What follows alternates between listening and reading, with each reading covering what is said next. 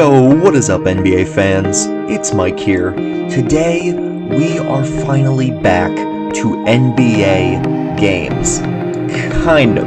It's just the preseason, okay? These games don't mean anything. However, I could not be more excited, man. A couple days ago, I saw the Sixers do their first training camp practice video. It was 20 seconds long.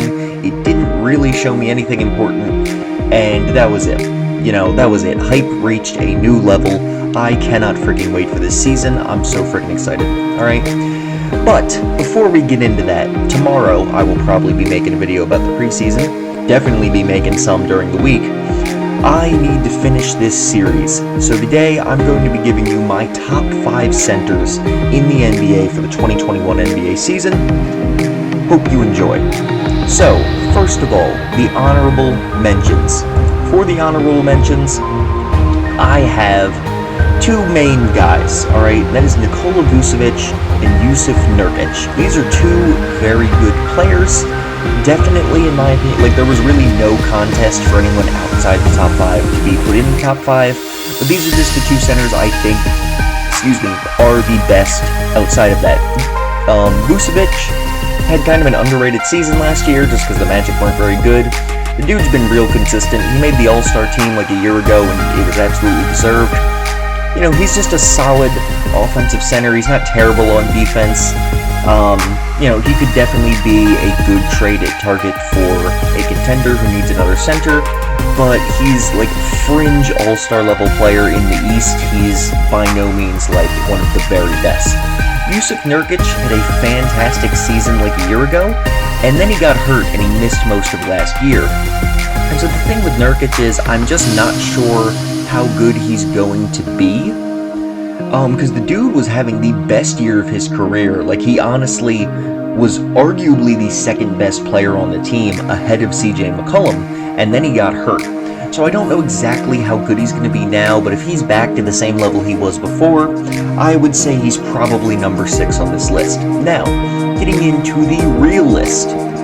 First, or last, I suppose, at number 5, we have Rudy Gobert, 2-time Defensive Player of the Year. Dude is getting a little more hate than he deserves. I feel like people kind of underrate him, but despite that, I'm still only putting him at number 5 on the list. The dude is arguably still the best rim protector / post defender in the NBA today. I would say it's a healthy Joel Embiid, but Rudy Gobert definitely has a strong argument for being it. The issue is, the dude's just not able to defend in space. He can't defend guards, he can't defend the perimeter, and, the man's like 7'1" or 7'2". Of course he doesn't keep up with guys in the perimeter very well, but, nevertheless, his offensive game is very simple, and because of that, his defense just doesn't work well enough in the modern NBA. He's so good in the post, he still makes the Jazz a very above-average defense just with his presence. But at the end of the day, in the modern NBA, you need to be able to defend the perimeter. And even though he's not quite Hassan Whiteside guarding the perimeter, he's still pretty bad. We see it in the playoffs every year. The man just can't guard outside the paint, and because of that, I cannot put him higher than number 5. Now, at number 4, I believe the 4th best center this season is going to be Bam Adebayo, the dude who broke out last year and really shouldn't have surprised anyone, because I think all the Heat fans, for sure, knew this man was going to have a big season, and he did. He was great in the playoffs, he was great in the regular season. He's a very good all-around center. Now, the reason that I only have Bam at number 4, because I could definitely see some people making an argument for him being number 3, alright? Bam is very good. He's a very versatile defender. He's not exactly Ben Simmons on the perimeter, but he can definitely switch onto perimeter players well enough. He's a very good post defender, even though he's not quite Rudy Gobert. He's definitely good enough in the post. He's a decent enough offensive player. The issue with him is, also he's a good passer for a center. He's a very good passer. He's not Nikola Jokic or anything, of course, but he's definitely an above-average passer for a center. The issue with Bam is, as much as he's very good at a lot of things, he's not really elite at anything.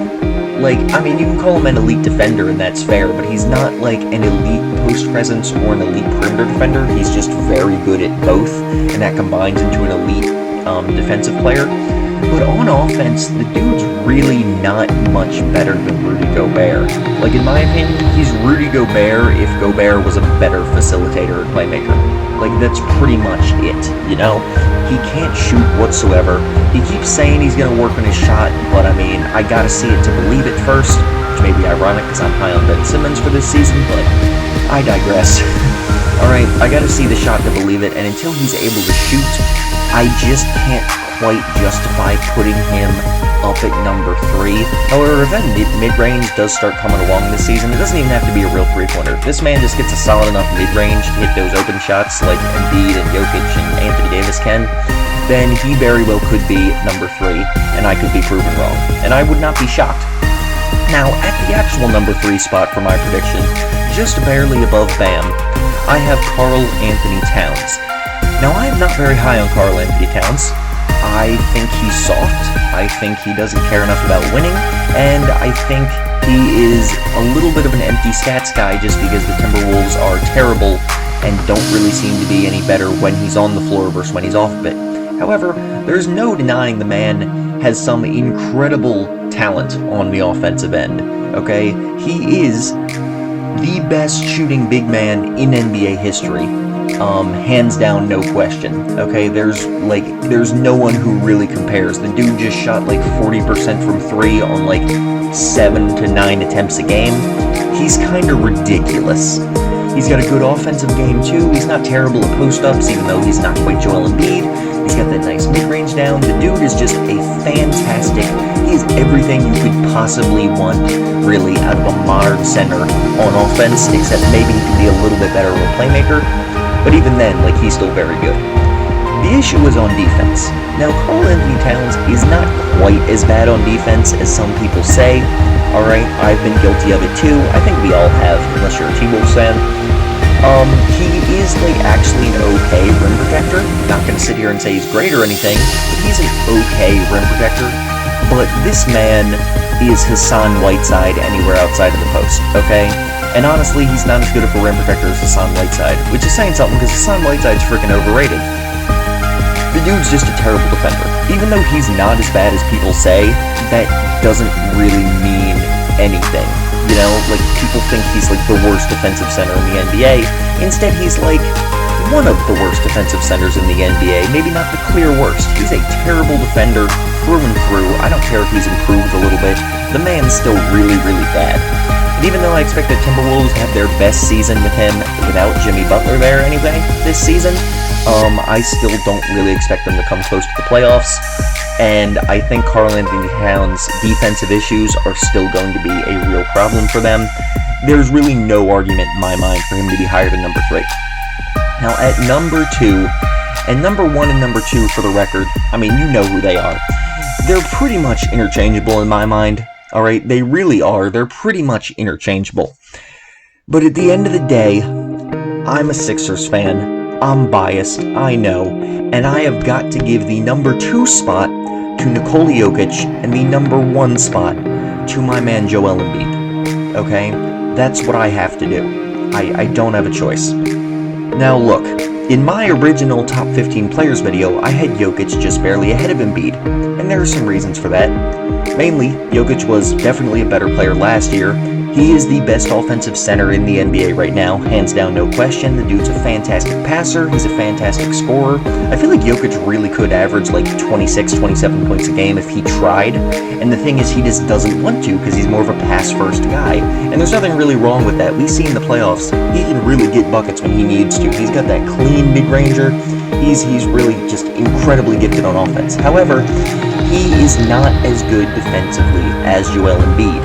Even though offense is a little bit more important, I mean, it's not like Joel Embiid is some offensive scrub here. The dude is the best post player, like the best offensive post player in the NBA by a very wide margin.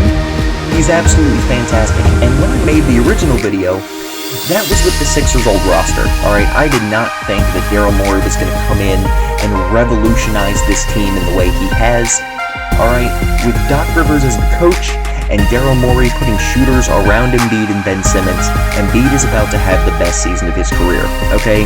He is, in my opinion, the best defensive player in the NBA when healthy, okay? I believe he should have won Defensive Player of the Year in 2019, but he missed too many games for it, so I'm not too salty about it. But he was the best defensive player in the NBA that season. If you watch, dude's impact was unmatched. There was literally no one else who came close to his impact on defense that year, and I expect him to get back to that. Meanwhile, on offense, this man can drop 30 on you on any night. Okay, his passing's a little sus. He needs to improve on it, alright? He has a little too many turnovers. However, at the end of the day, there's no one who can just sit there and bully other centers like Joel Embiid can. This man is about to be fantastic with floor spacing and with a head coach who actually knows how to run an offensive system. This is going to be Embiid's best season of his career. I am so beyond hype to see what Embiid does this year, okay? I can't even tell you. He is going to kick some ass this season. I can't wait for it. And he's going to remind people that he is the best center in the NBA. And for the record, if Anthony Davis was being listed as a center, I would have Embiid and Jokic both over him. Yeah, I think they're both better than Anthony Davis. Sue me. It's Lakers fans, okay? Sorry, it's true. Anyway, guys, that is my list. I hope you enjoyed this series, seeing my opinions on the positions. If you did, please leave a like on this video, and go check out the other videos in this series. Keep watching my channel, and let's get into the freaking preseason. I hope you're all as excited as I am. Have a good one.